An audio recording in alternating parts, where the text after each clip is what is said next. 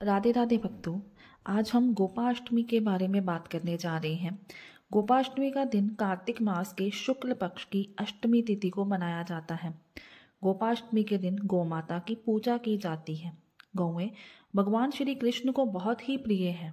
धार्मिक मान्यताओं के अनुसार गाय में 33 करोड़ देवी देवताओं का वास होता है और गाय की पूजा करने से नवग्रहों से जुड़े हुए दोष भी दूर हो जाते हैं। ये दिन मुख्य रूप से मथुरा, वृंदावन और ब्रज में बड़ी धूमधाम से मनाया जाता है। इस दिन सुबह जल्दी उठकर स्नान करना चाहिए और स्वच्छ कपड़े पहनकर भगवान श्री कृष्ण के आगे दीपक जलाना चाहिए। गाय और बछड़े को नहलाकर तैयार करना चाहिए। उसके बाद गौ माता के अंगों में मेहंदी, रोली, हल्दी आदि के थापे लगाए जाने चाहिए। प्रातःकाल ही धूप, दीप, पुष्प, अक्षत, रोली, गुड़, जलेबी, वस्त्र और जल से गौ माता की पूजा की जाती है। इसके बाद गौ माता की परिक्रमा की जाती है। परिक्रमा के बाद कुछ दूर तक गौ माता के साथ चला जाता है। पूजा के बाद गोग्रास निकालना जाता है और गौओं को घास भी खिलाया जाता है। इस दिन भगवान श्री कृष्ण ने गोचरण की लीला आरंभ की थी। आइए अब जानते हैं गोचारण की लीला की पुरानी कथा।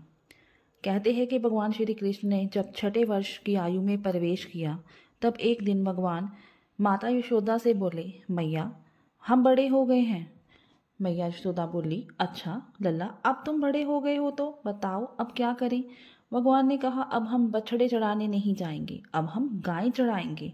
मैया ने कहा है ठीक है, बाबा से पूछ लेना। मैया के इतना कहते ही झट से भगवान श्री कृष्ण नंद बाबा से पूछने पहुंच गए।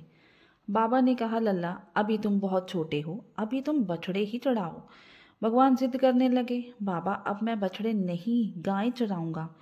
जब भगवान नहीं माने तो बाबा बोले, ठीक है लल्ला, तुम पंडित जी को बुलाओ और वह गोचरण का मुहूर्त देखकर बता देंगे।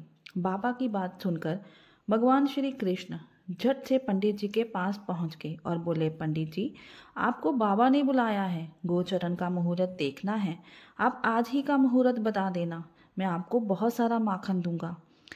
पंडित जी नंद बाबा के पास पहुंचे और बार बार पंचांग देखकर गणना करने लगे। तब नंद बाबा ने पूछा, पंडित जी क्या बात है, आप बार बार क्या गिन रहे हैं। पंडित जी बोले, क्या बताएं नंद बाबा जी, केवल आज का ही मुहूर्त निकला है, इसके बाद तो 1 वर्ष तक कोई मुहूर्त नहीं है। पंडित जी की बात सुनकर नंद बाबा ने भगवान श्री कृष्ण को गोचरण की स्वीकृति दे दी। भगवान जो समय कोई कार्य करें वही शुभ मुहूर्त बन जाता है। इसीलिए उसी दिन से भगवान श्री कृष्ण ने गौए चारण का आरंभ किया और वह शुभ तिथि थी कार्तिक मास के शुक्ल पक्ष की अष्टमी। भगवान के गोचारण के आरंभ के कारण ये तिथि गोपा अष्टमी के नाम से प्रसिद्ध हुई।